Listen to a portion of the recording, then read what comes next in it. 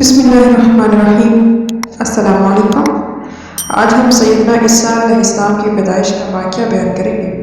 Video شروع کرنے سے پہلے آپ سے گزارش ہے، ویڈیو اچھی لگے اس کو لائک کریں، چینل کو سبسکرائب کریں۔ سیدنا عیسیٰ کا دور آتا ہے، وہ ہمارے نبی حضرت محمد صلی اللہ علیہ وسلم سے پہلے آنے والے آخری پیغمبر ہیں۔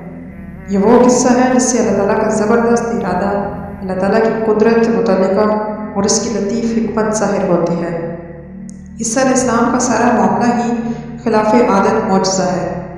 ان کی پیدائش خلاف عادت واقع ہوئی، جس سے عقلیں دنگ رہ گئی، جس سے طبی قوانین منسوخ ہو گئے۔ اس خلاف عادت اور عجیب و غریب واقعے پر ایمان لانا اور اس کی تصدیق کرنا اس شخص کے لیے مشکل ہو گیا جو طبی قوانین پر اس طرح یقین رکھتا ہے جس طرح معبود حقیقی پر یقین رکھتا ہے، جس کی ذات کا زوال ہے، جو تجربے، مشاہدے، طبی اور طبعی احکام پر یقین رکھتا ہے۔ اسی طرح اس کا فرشتے پر یقین ہوتا ہے جس میں کوئی تبدیلی واقع نہیں ہوتی۔ وہ شخص اللہ تعالیٰ کی قدرت کو نہ جان سکا جو ہر چیز پر حاوی اور غالب ہے، اور وہ شخص جو اللہ کے ارادے سے بھی ناواقف رہا جس کے راستے میں کوئی چیز حائل نہ ہو سکتی۔ قرآن کریم میں ارشاد ہے، بلا شبہ اللہ تعالیٰ کا کام یہ ہے کہ وہ کسی کام کا ارادہ کرتا ہے تو کہتا ہے ہو جائے، اور وہ ہو جاتا ہے۔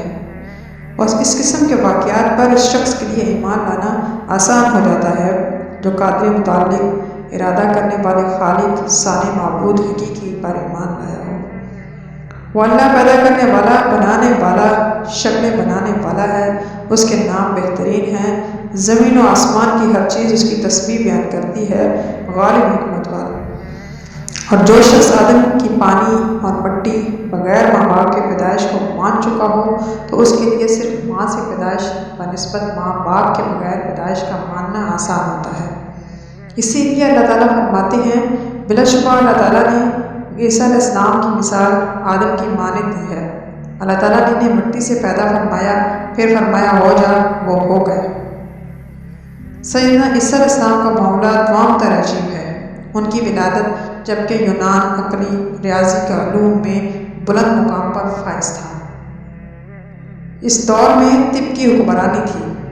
یہودی اپنے زمانے کے رائج علوم کے آگے جھک گئے، حالانکہ وہ ایسی قوم تھے جس میں کثرت سے انبیاء ہوتے، روح اس کے متعلقہ چیزوں کے انکار میں ان کی شہرت تھی۔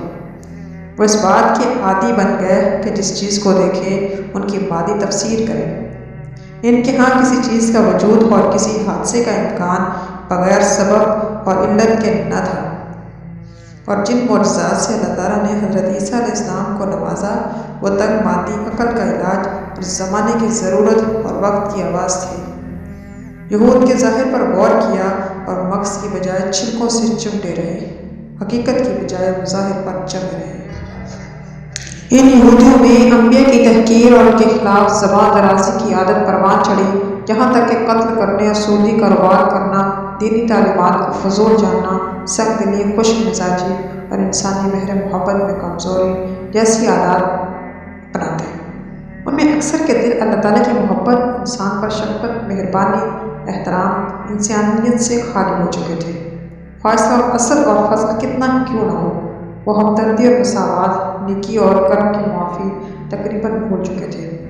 وہ نبوت اور رسالت پر ایمان رکھتے تھے، کیونکہ ان میں سے جو انبیاء ہوئے جن کے صحیفے کتابیں ان کی باتوں سے پر تھے، لیکن آخری وقت میں ان کی حالت یہ ہو گئی تھی کہ وہ اسی بات کو مانتے اور ان کی خواہش کے مطابق ہوتی تھی اور ان کے کردار اور عادات کی تائید کرتی۔ لیکن جس نے بھی ان کی تنقید کی اور ان کا محاسبہ کیا، انہیں دین، صحیح اور واضح حق اور اصلاح مال کی طرف دعوت دی، اس کے دشمن بن گئے اور اس سے جنگ کرتے۔ یہودی بہتان تراشی، پرزداری، سچ کو چھپاتے، جھوٹی گواہی دینے میں بڑے جری تھے۔ حضرت عیسیٰ علیہ السلام کی ولادت، ان کی زندگی، ان کی دعوت، معاشیت سب کے لیے چیلنج تھی۔ مروجہ محسوسات کے لیے چیلنج تھی۔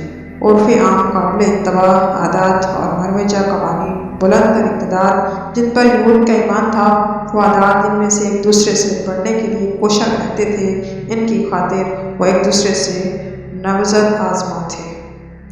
سب کے لیے مسیح ایک چیلنج تھے۔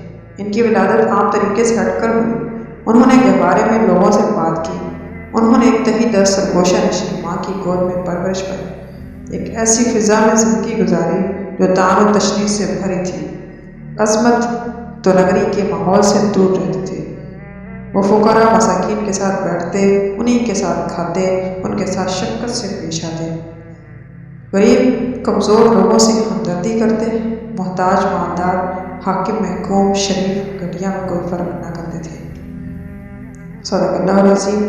ہماری ویڈیو اچھی لگے اس کو لائک کریں، چینل کو سبسکرائب کریں تاکہ آنے والی ہر ویڈیو کا نوٹیفیکیشن آپ کو مل سکے۔ انشاءاللہ ملتے ہیں کل ایک اور ویڈیو۔